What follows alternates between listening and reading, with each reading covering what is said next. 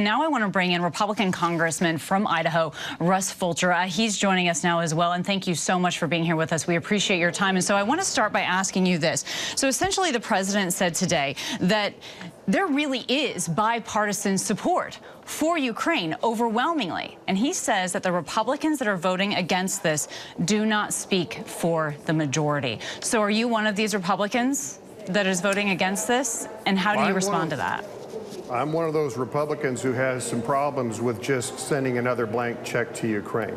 We've got about 12,000 crossings or encounters per day on our own southern border. That's a real problem, and that's not being addressed. We also have no clarity of what the mission is. We've already sent $113 billion in resources to Ukraine. We don't know what the clear mission is. How does this administration characterize what a win is? That has put uncertainty in our minds. That's put uncertainty into the minds of our allies. So until those things get addressed, then there's going to be a problem getting that support in the U.S. House. Well, let me ask you this, noting here that Ukrainian President Zelenskyy today, he didn't really go into detail about how Ukraine planned to operate on the battlefield and what their direct plan would be to win this war if they got their funding. However, in this bill that President Biden does want passed, that does include $14 billion in border security. So is the concern from you that either that's not enough money or that the policies need to be more specific? It's a combination of both. The money is not so much the issue as it is the willingness to enforce existing law on our southern border.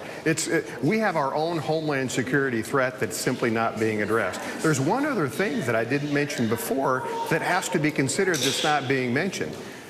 It's not like we're this endless resource of money and endless resource of weaponry. We are drawing down on our own reserves substantially right now. We've got other priorities with Israel, with Taiwan.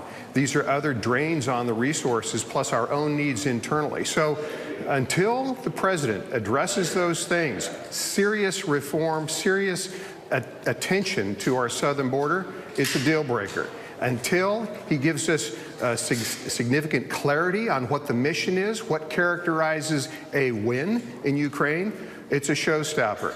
And then we have to work through the priorities of where our limited resources go.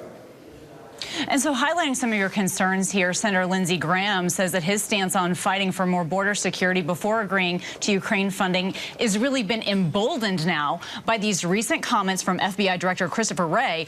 You remember he said that he sees those blinking red lights everywhere. Could that, turning to this possible terror attack in the U.S., Senator Graham says he really thinks that President Biden needs to be directly involved in these negotiations. Is that something you agree with? Would that help? I don't know if that would help or not. Frankly, my confidence and a lot of the confidence within House members is not that high with our current president.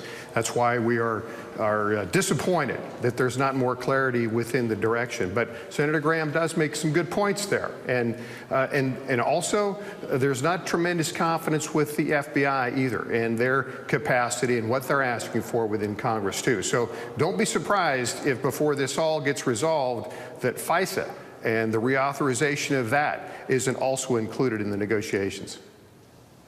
Well, and so President Biden also said that Republicans, if they don't get a deal done, it would give Putin the greatest gift that he could ever hope for.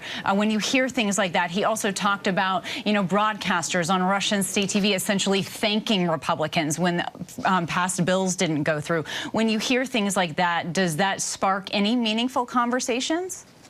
Look, we represent the American people here, not Vladimir Putin. I don't think anyone wants to see Vladimir Putin succeed, get the old Soviet band back together, which is what he wants to do. So no, we don't want to see that happen. But we haven't taken action on other possibilities here. How about raising the cost to Russia by cutting off their revenue stream and taking an approach that way instead of just dipping into more and more weaponry, more and more dollar resources. There's other approaches here that, frankly, the president hasn't laid out. The president had made clear. As far as we can tell, the president hasn't even considered. And so there's going to be problems in getting this addressed. Certainly this week, I don't think that's going to happen in the U.S. House.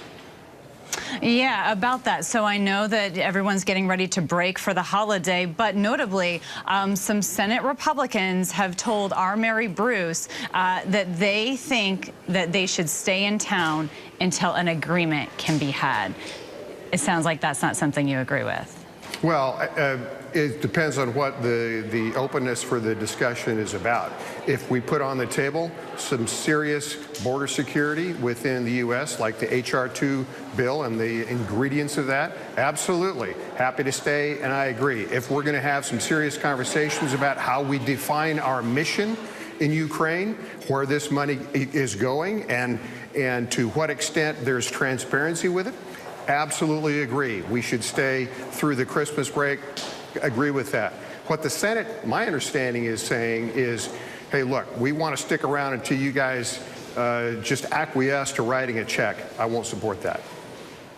I understand. Congressman Fulcher, thank you so much for your time. As always, we do appreciate it. Thank you.